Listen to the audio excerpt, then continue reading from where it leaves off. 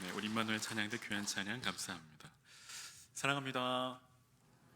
네, 오늘 하나님께서 가장 기뻐하시는 예배 자리 나오신 우리 덕진 가족 여러분, 주님의 이름으로 크게 환영하며 넘치도록 축복합니다. 네, 오늘은 대림절, 대강절 첫째 주일입니다. 오늘부터 성탄절까지 12월 한 달은 우리 대림절 또 대강절로 지키는데요. 이 대림절 대강절은 하나님의 사랑이 이 땅에 내려오심, 또 우리를 위해 이 땅에 오신 예수 그리스도의 그 나심을 기억하고, 더 나아가 이제 곧 다시 오실 예수 그리스도를 간절히 기대하며 기도하며 기다리는 절기입니다.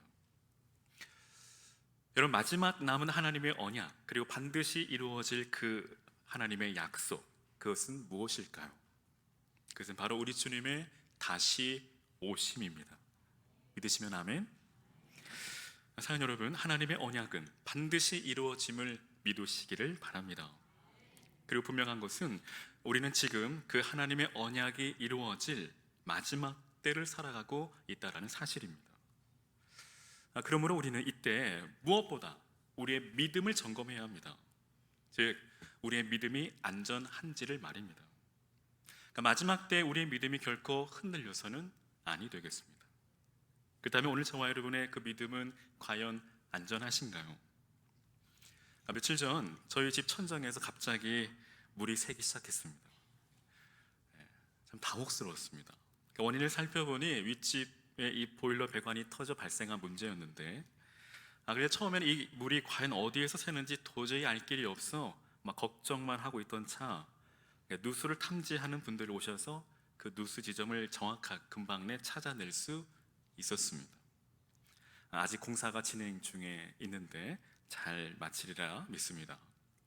그럼 제가 무엇을 말씀드리려고 하냐면, 이처럼 우리의 믿음 역시도 어디에서 누수가 발생하는지 모르게 우리의 믿음이 새어나갈 수 있다는 사실입니다. 오히려 어디에서 믿음이 누수되는지 알 수만 있다면 다행이죠. 고치면 되니까요. 하지만 우리의 믿음이 어디에서 누수가 발생했는지 알 수 없다면 이는 너무도 심각한 문제가 아닐 수 없습니다. 그래서 바라기는 이 시간 말씀을 통해 과연 우리들의 믿음이 안전한지를, 혹 우리의 믿음의 누수가 발생하고 있지는 않는지 점검하고, 만일 그렇다면 그 문제점을 고쳐 오늘 우리의 믿음이 온전한 믿음으로 세워지기를 주님의 이름으로 간절히 축원합니다. 먼저 오늘 말씀의 배경입니다. 때는 갈릴리 해변 마을인 이 가버나움에서 사역을 하시던 예수님께서 이제 날이 저물매 제자들과 함께 바다 건너편으로 가실 때 발생한 사건입니다.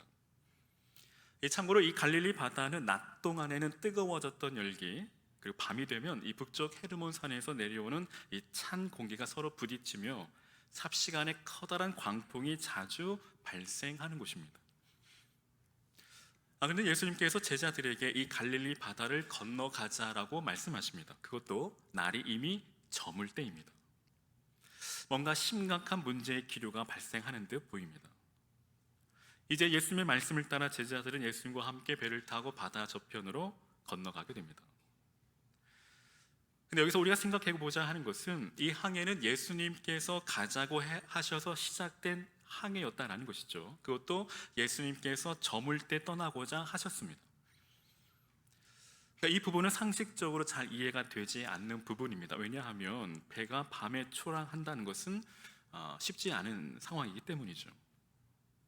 물론 요즘 같으면 문제가 될 것이 없겠지만 당시는 그렇지 않습니다. 그때에는 등대도 없고 항해 기술도 또 기상 예보도 지금처럼 발달되어 있지 않은 때죠. 그래서 그때는 낮이 아니면 배가 출항하지 않습니다. 그런데도 예수님은 저물 때 배를 띄워 바다 저편으로 건너가자라고 하십니다. 따라서 우리는 이 대목에 주목하지 않을 수 없습니다. 왜 예수님께서 밤에 배로 떠나자고 하셨을까? 그것은 분명 제자들을 훈련시키는 데 목적이 있습니다. 예수님이 건너가자고 말씀하신 것을 보아 이는 우연이라기보다는 계획된, 의도된 예수님의 계획이죠. 그리고 이 풍랑 역시도 그러합니다. 당시 제자들에게는 당혹스러운 사건이 아닐 수 없죠. 조금 전만 해도 예수님이 일으키신 그 수많은 기적들과 이적들로 인해 수많은 사람들이 인산인해를 이루고 예수님이 가는 곳곳마다 구름대처럼 사람들이 모여들었습니다. 그러니까 예수님을 따라 나선 제자들에게는 무척이나 흥분되는 일이 아닐 수 없죠. 모든 사람들이 자신들을 주목하고 있으니 얼마나 신이 나고 흥분이 되겠습니까? 보면 그들은 생각했을 겁니다. 예수님을 선택하고 예수님을 따르는 것이 최고의 선택이었을 것이라고 말이죠. 아마도 강 건너편으로 건너가면 더 많은 사람들이 반겨주고 환호할 것이라고 기대했을지도 모릅니다. 근데 여러분, 갑자기 큰 광풍이 불어 죽기 일보 직전에 이르게 됩니다. 그러니까 여긴 주님의 분명한 의도가 있습니다. 여러분, 고난은 믿음을 달아보는 좋은 저울입니다. 참 믿음을 분간하는 시금석이기도 하죠. 여러분, 모든 것이 잘 될 때에는, 형통할 때는 알 수 없습니다. 고난으로 훈련되지 않은 사람은 고난이 찾아오면 주님을 버릴 가능성이 매우 큽니다. 그렇기에 이 시련과 고난을 통과하지 않으면 진정한 제자가 될 수 없습니다. 주님은 지금 분명한 그 의도를 가지고 계십니다. 제자들이 이 풍랑으로 인해 어떻게 반응하는지를 보고 싶어 하십니다. 즉 그들의 믿음을 시험코자 하신 것이죠. 점검하는 것입니다. 이처럼 그들에게 풍랑은 믿음을 시험하는 좋은 학습 교재가 됩니다. 근데 여러분, 이 거대한 큰 풍랑 앞에 그들의 믿음의 실체가 드러납니다. 그럼 이처럼 평소에는 잘 모릅니다. 흔들어 보아야 알 수 있습니다. 과연 진정한 믿음은 무엇인지 말입니다. 어쩜 오늘 본문을 우리가 대하면서 이 본문에 대한 선입견을 가지고 있을지도 모릅니다. 어떤 선입견일까요? 그러니까 예수님은 풍랑도 잠잠케 하시는 분입니다. 예수님을 믿고 어떤 풍랑이 닥쳐와도 걱정하지 말고 예수님만 믿고 기도하십시오. 그러면 예수님이 다 해결해 주십니다 라고 하는 이 선입견입니다. 물론 이 내용이 틀리지 않습니다. 맞습니다. 하지만 오늘 본문의 전부는 아닙니다. 우리는 이 사건을 통해 예수님의 그 분명한 의도를 알아야 합니다. 그럼에도 만일 예수님의 의도와는 전혀 상관없이 무작정 오늘 우리에게 듣긴 좋은 쪽으로만 해석하다고 한다면 결국 믿음 지상주의, 믿음 만능주의에 빠질 가능성이 매우 크다라는 것이죠. 과연 예수님의 의도가 이것이었을까요? 여러분, 만일 우리 신앙의 목표와 방향을 오직 자신의 문제 해결에만 두고 있다고 한다면 이는 참 신앙이 아닙니다. 우리의 신앙은 그런 것이 아닙니다. 무조건 믿으면 된다는 말이 듣기에는 아주 신앙이 좋은 것처럼 들리지만 사실은 예수님이 아니라 자신에게 모든 관심을 두고 있는 말에 불과합니다. 여러분, 참 신앙, 참 믿음이란 내가 아니라 예수님께 마음을 쏟는 것입니다. 참 믿음, 참 신앙이란 나에게 주목하는 것이 아니라 예수님을 주목하는 것입니다.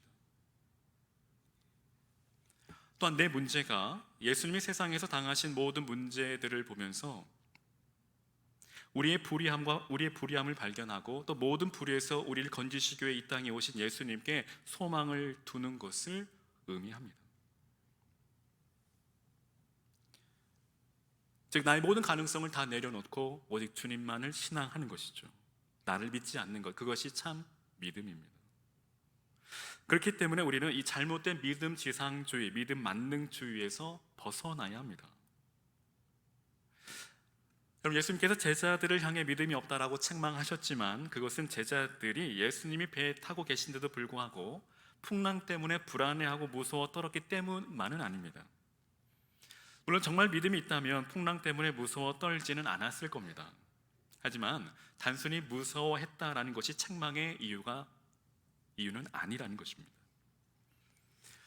여러분, 38절에 예수님께서는 고물에서 베개를 베시고 주무시더니 제자들이 깨우며 이르되 선생님이여 우리가 죽게 된 것을 돌보지 아니하시나이까 라고 지금 예수님을 향하여 원성을 터뜨리고 있습니다.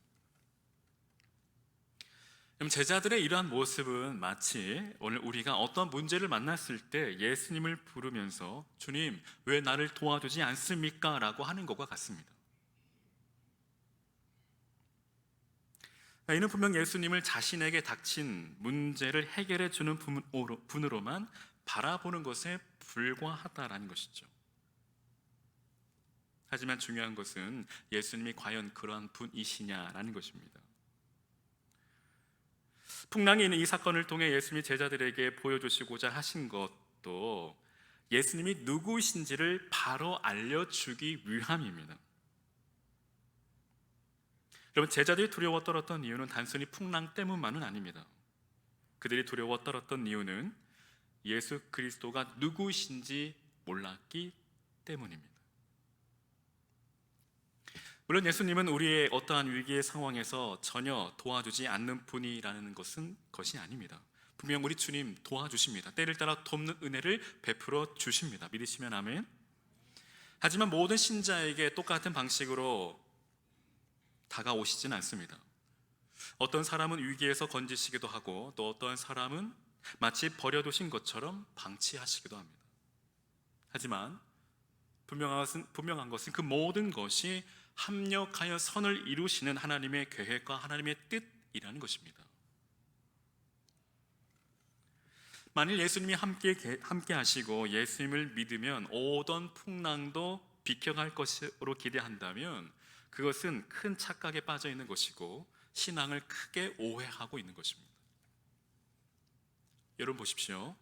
제자들이 탄 배에는 지금 누가 함께하고 계십니까? 예수님이 함께 하십니다. 무엇보다 이 항해는 예수님께서 시작하신 것입니다. 그들은 예수님의 말씀을 따랐을 뿐이죠. 그런데도 풍랑은 그들을 위협합니다. 어쩌면 이것은 우리가 겪는 또 현실이기도 하죠. 물론 예수님께서 결국 풍랑을 잠잠하게 하시긴 하셨지만 그것은 제자들의 애원 때문이 아닙니다. 그들의 부르짖음 때문도 아닙니다. 그렇다면 무엇 때문이었을까요? 여러분, 당시 예수님의 사역 현장에 예수님에 대한 어떠한 요구에 대해서 때론 내 믿음이 너를 구원하였다라고 그들의 믿음을 인정하고 칭찬해 주시기도 합니다. 소경 바디메오가 그러했고 12해 동안 혈루증을 앓았던 여인, 또 딸이 죽어가던 스로보니게 여인을 향하여, 또 나병 환자 등을 향하여 예수님께서 그렇게 그들의 믿음을 인정하시고 칭찬하십니다. 여러분, 언뜻 보면 이 사람들의 요구와 오늘 제자들의 요구가 크게 다르지 않습니다. 똑같습니다. 즉 제자들 역시 이 큰 풍랑이라는 문제 앞에 살려달라고 주님 앞에 부르짖고 있습니다. 오늘 이와 마찬가지로 이 소경 바디메오 역시도 눈을 뜨게 해달라고 소리쳤고 12해 동안 혈증을 앓았던 여인 역시도 그러했습니다. 딸이 죽어가던 스로보니게 여인, 또한 동일한 입장에 놓였던 이 회당장, 그 밖에도 나병 환자 등도 마찬가지입니다. 그런데 여러분, 왜 예수님은 제자들을 향하여 믿음이 없다라고 책망을 하셨고 또 다른 이들을 향하여 믿음이 너를 구원하였다라고 그들의 믿음을 인정하고 칭찬하셨을까요? 과연 그들의 믿음이 무엇이 다르기에 이처럼 다른 대우를 받았을까요? 혹 당시 제자들이 단잠을 청하고 계신 주님을 깨운 것 때문일까요? 과연 그것이 책망받을 사유가 될까요? 당시 예수님께서 제자들을 향해 믿음이 없다라고 책망하신 것은 앞서 말씀드린 것처럼 무서움 때문도 아니고 예수님을 믿지 못함도 아닙니다. 그들이 책망받은 이유는 바로 예수님이 어떠한 분이신가를 전혀 깨닫지 못했다라는 사실입니다. 그러니까 우리는 큰 광풍을 잠잠케 하신 이 놀라운 기적의 사건을 통해 주목해야 될 것은 이 풍랑이 잠잠게 된 이 기적의 사건 그 자체가 아니라 그 풍랑을 잠잠케 하신 예수님이라는 사실입니다. 여러분 40절과 41절에 이에 제자들에게 이르시되 어찌하여 이렇게 무서워하느냐 너희가 어찌 믿음이 없느냐 하시니 그들이 심히 두려워하여 서로 말하되 저가 누구이기에 바람과 바다도 순종하는가 하였더라. 여러분, 오늘 이 사건을 통해 예수님께서 의도하신 그 의도는 무엇일까요? 여러분, 이 사건을 통해 오늘 예수님의 제자들 가운데 놀라운 변화가 일어나기 시작합니다. 그 변화는 무엇일까요? 이전에 따랐던 예수님에 대한 인식이 바뀌었습니다. 그들은 예수님을 자기들의 문제만을 해결해 주는 분으로만 알았습니다. 잘 되는 나의 만족과 유익을 위해 주님을 따랐던 것이죠. 그런데 이제는 그런 인식과 그러한 관심보다는 예수님이 누구이신가에 대한 물음으로 새롭게 시작하게 됩니다. 이것이 바로 이 제자들에게 나타난 변화입니다. 이러한 인식의 변화, 믿음의 변화, 오늘 이 변화가 오늘 우리에게도 있어야 될 줄로 믿습니다. 즉 우리 역시도 당시 제자들처럼 알고 있던 예수님에 대한 인식과 관심을 모두 지우고 새롭게 예수님이 누구이신가에 대한 물음으로 시작해야 한다는 것입니다. 이제 드디어 제자들이 예수 그리스도의 이 존재에 대한 이전과는 다른 이해와 또 다른 믿음을 보이기 시작합니다. 예수 그리스도께서 단순히 어떤 초능력자가 아니라 예수님이 온 우주 만물을 창조하시고 다스리시는 하나님이라는 그런 바른 인식이 시작되었다는 것입니다. 바디메오를 비롯한 예수님께 칭찬받은 사람들은 예수님께 나올 때 예수님께서 단지 병만 고쳐줄 사람으로 알고 인식하고 나온 것이 아니라 예수 그리스도께서 자신의 죄를 용서하시고 구원해 주실 참 메시아로 믿고 나온 것이죠. 즉 생존을 위한 예수님이 아니라 생명의 주로 예수님을 믿고 나왔다라는 것입니다.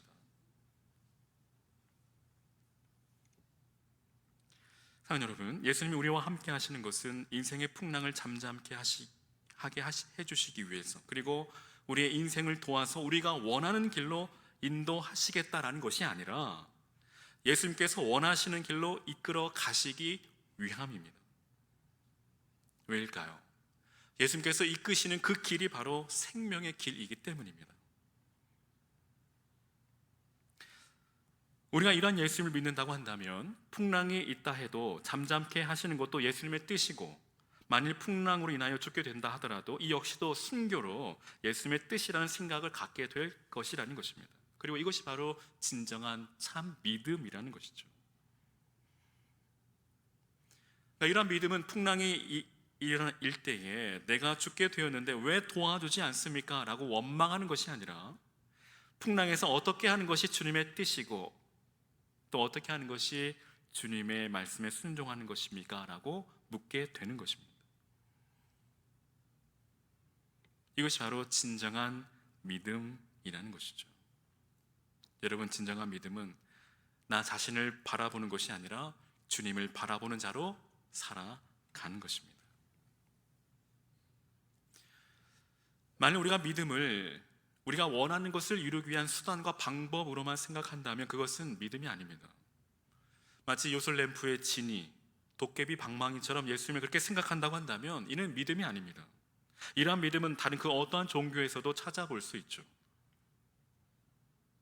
예수님을 단지 내가 어려움을 당했을 때 도움을 청하며 도와주시는 분으로만 본다면 이는 예수님을 바로 인식하지 못하는 것이고 예수님을 바로 알지 못하는 것이고 바로 믿지 못하는 것입니다. 물론 거듭 말씀드리지만 예수님은 능히 우리를 도우시는 분이십니다. 우리 작은 신음에도 귀 기울이시고 어둠의 밝은 빛을 비추어 주십니다. 하지만 여러분, 예수님에 대한 잘못된 인식과 바른 믿음이 없이 우리가 참 믿음의 삶을 살아갈 수 있을까요? 기대에 맞지 않으면 실망하고 떠나게 될 것이 불보듯 뻔합니다. 예수님을 따랐던 당시 무리들이 그러했습니다. 그들은 자신의 만족과 유익을 위해서 예수님을 따랐습니다. 즉 자신의 생존의 문제만을 위해 예수님을 따랐다는 것입니다. 하지만 결국 그들은 예수님을 십자가에 못 박고 말았습니다. 왜일까요? 예수님을 향한 참 인식, 바른 믿음이 없었기 때문이죠. 그래서 지금 예수님은 제자들을 향해 이와 같은 책망을 하고 계신 것입니다. 오히려 이 풍랑은 제자들로 하여금 예수님에 대한 새로운 관심을 갖게 합니다. 예수님은 우리에게 이렇게 일하시고 이러한 방향으로 인도하시는 것이죠. 예수님은 우리의 모든 마음을 그분께 쏟도록 하시기 위하여 지금도 일하고 계십니다. 우리가 만나는 그 수많은 모든 사건들, 문제들, 우리의 환경과 상황을 통해 우리의 마음이 오직 예수님께로 온전히 쏟아지도록 그렇게 일하고 계신다라는 것입니다. 물론 그것이 때로는 우리의 힘으로 견딜 수 없는 환난과 고통으로 다가오기도 합니다. 하지만 그리스도인은 그런 환난과 어려움에서 도대체 예수님은 누구이시기에, 또 예수님 무슨 뜻이 계셔서 나를 이러한 길로 인도하시는가라는 물음을 가져야 합니다.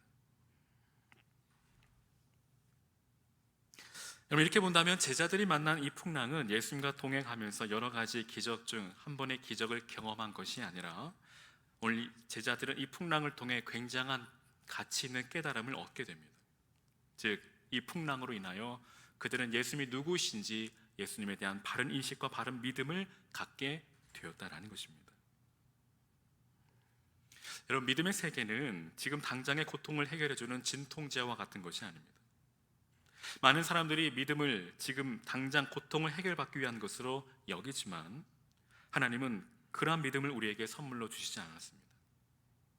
믿음이라는 것은 풍랑에서도 예수님과 함께 하심을 믿는 것, 그것이 바로 참 믿음이라는 것입니다.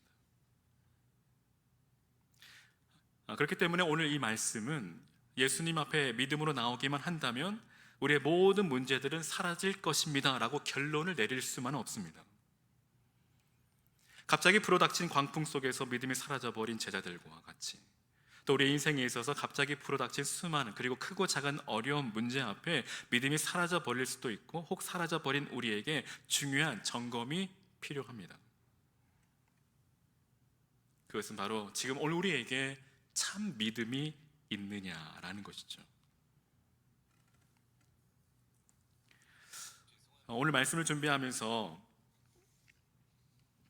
어느 목사님께 쓰신 진짜 그리스도인의 자가 진단법이라는 글을 보게 되었는데, 언젠가 여러분께 한번 소개해 드린 적이 있습니다. 여러분, 다시 한번 이 질문들을 통해 오늘 우리의 믿음을 한번 진단해 보십시오. 나의 믿음은 진짜인지 아닌지를 말입니다. 첫째, 내가 가장 원하는 것은 무엇인가? 자신 스스로에게 내가 이 세상에서 가장 원하는 것이 무엇인가를 솔직히 물어보라. 그러면 나 스스로가 어떤 사람인지를 알게 될 것이다. 둘째, 내가 가장 많이 생각하는 것은 무엇인가? 누가복음 12장 34절에 너희 보물이 있는 곳에 너희 마음이 있으리라 하신 말씀처럼, 우리들의 생각들은 우리 마음의 은밀한 보물 주위에 모여들기 마련이고, 우리의 생각들을 끌어당기는 그것이 바로 우리의 보물이 되어지며, 그것이 바로 우리가 어떤 사람인가를 드러내게 된다라는 것입니다. 셋째, 나는 돈을 어떻게 사용하는가? 우리가 자신의 뜻대로 마음대로 쓸 수 있는 돈이 생겼을 때 그 돈을 어떻게 쓰느냐 하는 것이 우리가 어떠한 사람인지를 드러낸다라는 것입니다. 넷째, 나는 여가를 어떻게 사용하는가? 즉, 우리에게 주어진 여가의 시간을 특히 아무도 보지 않는 곳에서 나 홀로 있을 그때 나는 그 시간들을 어떻게 사용하느냐가 바로 우리가 어떠한 존재인지를 드러낸다라는 것입니다. 다섯째, 나는 어떠한 사람들과 어울리는가? 그러니까 유유상종이라는 말이 있듯이 사람들은 자기와 비슷한 사람들끼리 끌리기 마련이라는 것이죠. 여섯째, 나는 누구를 존경하고 어떤 것에 열광하는가? 그러니까 대부분의 복음주의적 그리스도인들은 다른 사람들을 의식하여 겉으로 드러내지는 않지만 속으로는 이 세상을 너무 흠모하는 것 같다. 우리가 겉으로 표현하지는 않지만 속으로 동경하고 사랑하는 것이 무엇인지를 알게 된다면 우리가 어떠한 존재인지를 알게 될 것이다 라는 것입니다. 그리고 마지막 일곱째, 나는 무엇을 보고 웃는가, 기뻐하는가 라는 것인데, 이 물음은 지금 우리는 무엇을 보고 기뻐하며 무엇으로 인하여 즐거워하고 있느냐라는 질문입니다. 사랑하는 여러분, 오늘 위의 7가지 질문을 통해 나는 진짜 그리스도인인지 참 믿음의 사람인지 여러분 구분이 되십니까? 그러니까 이 질문들을 우리가 정리하자면 한마디로 지금 나의 최대의 관심사는 무엇이고 내가 생각하는 나의 최고의 가치는 무엇이냐라는 질문입니다. 그 다음 여러분, 참 믿음을 소유한 진짜 그리스도인은 이내 최대 관심과 최고의 가치는 무엇이 되어야 마땅할까요? 먼저 그리스도인의 최고의 가치입니다. 오늘 사도 바울은 말합니다. 빌립보서 3장 7절과 8절에 그러나 무엇이든지 내게 유익하던 것을 내가 그리스도를 위하여 다 해로 여길 뿐더러 또한 모든 것을 해로 여김은 내 주 그리스도 예수를 아는 지식이 가장 고상하기 때문이라. 내가 그를 위하여 모든 것을 잃어버리고 배설물로 여김은 그리스도를 얻었다라고 고백합니다. 지금 사도 바울의 인생에 있어 최고의 가치는 바로 이 세상 그 무엇도 아닌 예수 그리스도이십니다. 그는 이 세상에 주 예수보다 더 귀한 것이 없음을 알았기에 그는 세상 즐거움을 다 버리고 세상 자랑을 다 버리고 이제는 주님이 그 삶의 전부가 되었습니다. 사랑하는 여러분, 오늘 저와 여러분의 삶의 최고의 가치는 과연 무엇인가요? 진정 주 예수 그리스도께서 우리 인생의 최고의 가치가 되고 계십니다. 다음으로 그리스도의 최대 관심사는 무엇이어야 될까요? 사도 바울은 이어서 말합니다. 고린도전서 15장 19절에 만일 그리스도 안에서 우리가 바라는 것이 다만 이 세상의 삶뿐이면 모든 사람 가운데 우리가 더욱 불쌍한 자라. 즉 그리스도인의 관심은 오직 하늘에 있으며 그리스도인은 두 세계를 살아가는 사람임을 말씀하고 있습니다. 여러분, 두 세계를 산다는 것은 무엇을 의미할까요? 그것은 바로 우리가 지금은 비록 이 땅에 두 발을 디디고 살지만 우리 이 땅에 속한 사람이 아니요 하늘에 속한 하나님의 사람이라는 것입니다. 고로 두 세계를 살아가는 그리스도인의 최대 관심사, 그것은 무엇일까요? 그것은 바로 마라나타, 아멘 주 예수여 오시옵소서. 그리스도인의 최대 관심은 바로 주님 다시 오심입니다. 그럼에도 오늘 우리 안에 주님의 다시 오심을 우리가 오심에 대한 아무런 관심이 없다고 한다면 과연 우리의 믿음이 참 믿음인지, 우리가 진짜 그리스도인인지를 점검해 보아야 한다라는 사실입니다. 사랑하는 여러분, 우리 주님 다시 오십니다. 여러분 믿으십니까? 믿으시기를 바랍니다. 정말 우리 주님 다시 오실 그날 멀지 않은 듯합니다. 우리가 살아간 이 세대를 바라보면 그날이 정말 가까이 왔음을 보게 됩니다.